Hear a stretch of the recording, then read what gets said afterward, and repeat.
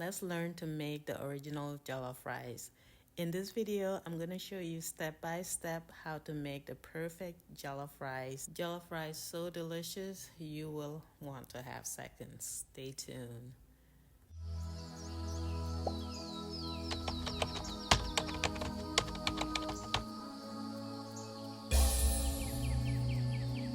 Alright, so for my Nigerian and Ghanaian folks that may watch this video, just want to get this out of the way. Jollof rice originates from the Jollof people of Senegambia, now known as Gambia and Senegal.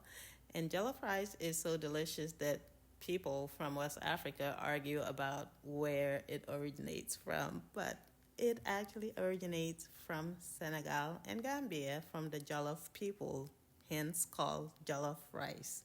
There are different versions of jollof rice. There's white jollof rice that doesn't have tomato paste, so it looks more like a beige color.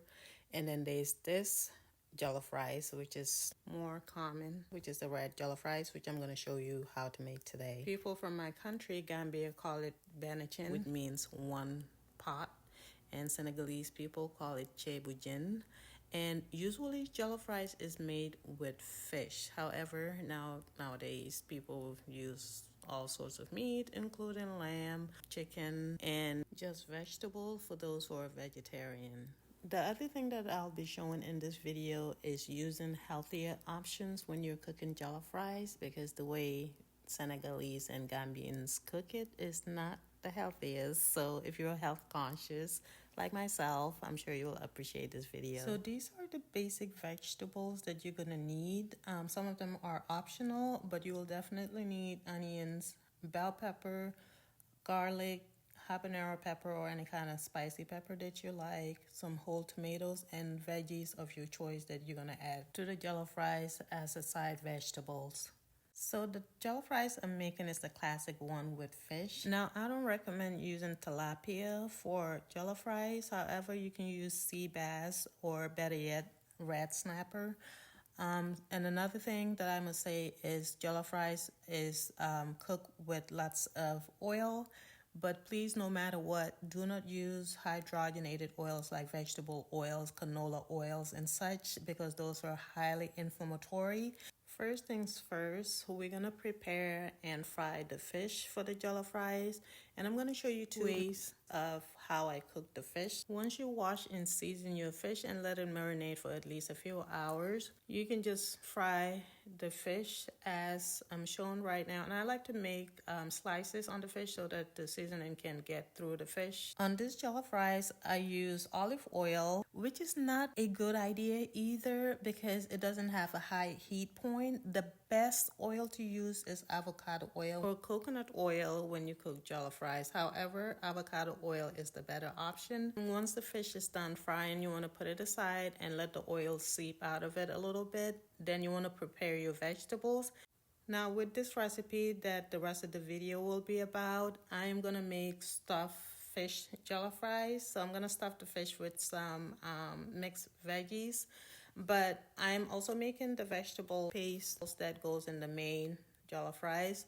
So I am using habanero pepper, a clove of garlic, half of a large bell pepper. Now I'm going to blend this a little bit before adding a little bit of cilantro and parsley. So I'll save more than half for the main dish, and then the rest will be used to stuff the fish. Now for the cilantro and parsley, you want to add about quarter cup of that. And with African food, especially jollof rice, it is really hard to get measurements, so I'm just giving you an estimate. Now we're gonna stuff the fish, and this fish does not look happy at all.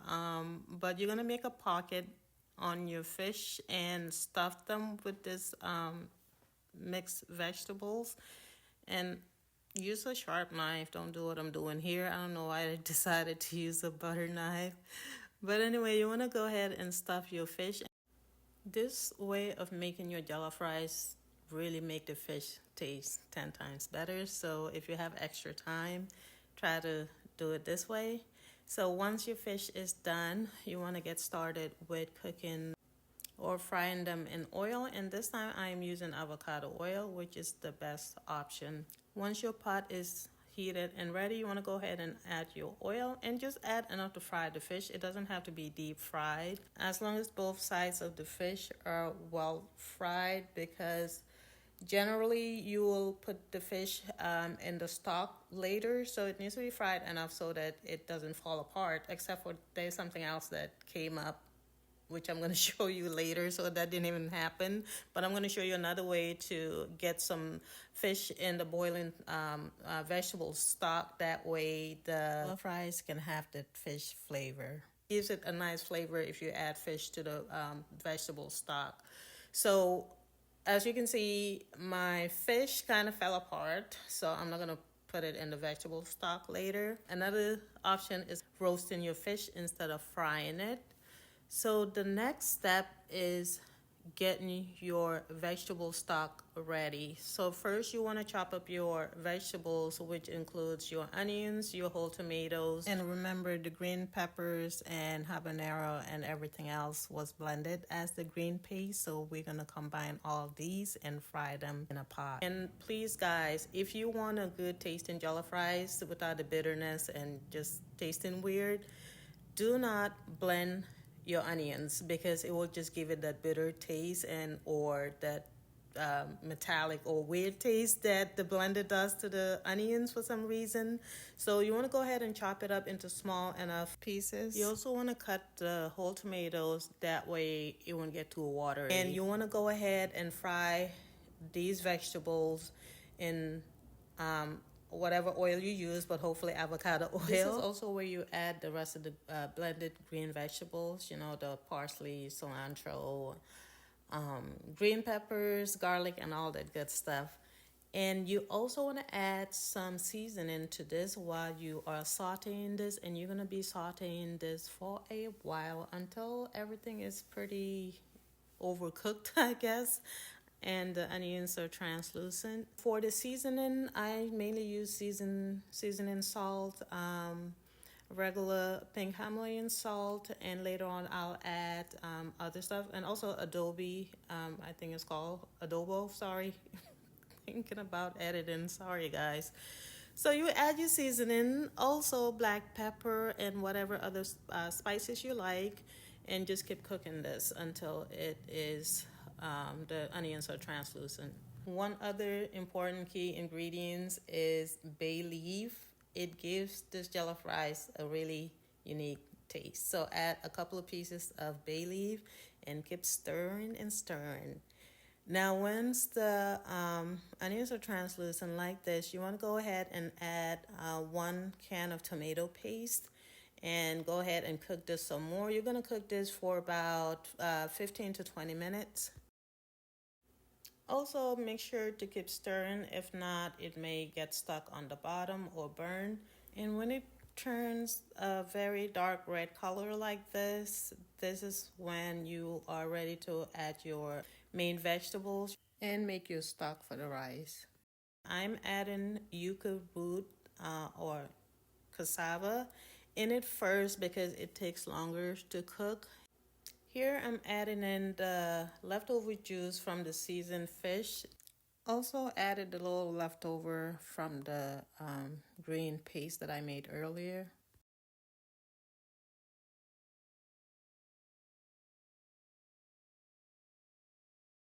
Now when it comes to adding water, I add enough water just to cook my vegetables before adding in the rice later. And I'm going to show you the steps to do this. But in general, the rule of thumb here is about for every 2 to 3 cups of rice, you're going to need a cup of water. So just guesstimating here, but I'll show you how to look for the right amount of rice versus the water in a few minutes when we get to it. But at this point, you want to add the rest of your vegetables after about 10 minutes after you add the cassava. Here I am adding fermented sea snail. Yes, you heard me right, fermented sea snail. And I am allergic to shellfish, including sea snails. However, I put it in and I leave it there for about 10 minutes. As long as I don't leave it there for too long or use too much, it doesn't bother me. I also add a little bit of fermented dried fish. So those flavors give it this unique taste that makes it taste like a real jollof rice. So since my fish fell apart, I use whatever this kind of fish is called to get that flavor of fish in the jollof rice. And I'm also adding more seasoning here, including amino acid. And I earlier added some salt too. So this is the time to get a taste of the broth and see what it needs. You can add whatever else seasoning that you like at this point. Once your vegetables are done cooking, you want to take them out and put them aside. And at this point, it is time to add the rice. Before adding the rice, I forgot to show you what to do with the fried fish. That is, if you manage to fry your fish without it falling apart, you're supposed to put it back in the stock just like this and cook it for about 15 to 20 minutes. Take it aside or take it out and put it aside before adding the rice. But since mine fell apart, I had to substitute it in another way. But anyway, you literally go fishing again by taking the fish out and put it aside before you put the rice in the stock, because this gives this stock a very nice and flavorful taste. The best rice for jollof rice is jasmine rice, and specifically broken jasmine rice. So this is the brand that I prefer. And you want to wash your rice. So I am making about 8 cups of rice. So what I like to do is once I wash my rice really clean and strained, I like to just let it sit for a while so that wetness kind of get the rice a little more soft. And in our culture, when we cook jollof rice, people steam their rice after washing it before putting it in the stock. That way it won't get too soggy and it will just cook right and get fluffy. So letting it sit in the water, well, after I drain it, but that wetness kind of softened the rice a little bit, so it kind of gives it the same similar effects. So now I'm ready to put the rice in the stock. And okay, so I'm going to show you a visual of what it's supposed to look like. If the water is too much, if it looks more than this, that means it's probably too much. And you can always take some of the sauce out and put it aside and make this amazing sauce that goes so well with jollof rice. Maybe in the next video, or if I make another video of making jollof rice, maybe white jollof rice, I'll include that. But basically, it's supposed to look like this. A little bit of water. So like I mentioned earlier, this is just a guesstimate. For about every 2.5 to 3 cups of rice, you need about 1 cup of water, and this is how it's supposed to look. And you want to cook this on like medium for about 10 to 15 minutes. And then we're gonna lower this to low and let it cook as long as it's needed to cook until it's done. My only issue here is that this pot has a little dent, so it wasn't covering all the way, but I managed somehow. And the best thing to do is to keep turning the rice over until everything is nice and fluffy, just like this. I see some people use like plastic or something to put over the rice so it can cook faster and evenly, but be very careful with that, because plastic with heat does not go well together. All those chemicals will be seeping in the jollof rice, especially when it has toxins, which most plastics do. So just be very mindful of that. And this is the ready jollof rice. And when I say this jollof rice is so delicious, it is. By the way, we value this bottom burn part. It is kind of almost like a delicacy for some, especially me. So sometimes I'll intentionally get it burned to look like this because it tastes so good and it's crispy. My daughter was so in love with this jollof rice. It was almost a competition. I normally don't eat rice that much, but I had to eat this jollof rice more than I wanted to because my daughter kept eating from it every single day because it was so, so delicious. Anyway, this wraps it up for this video. If you enjoyed this video or learned anything from it, please do give it a like.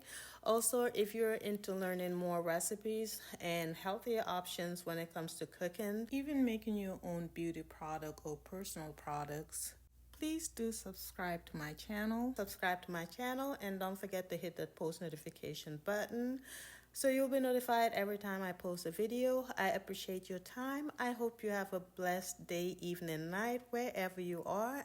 And I hope to see you on my next video.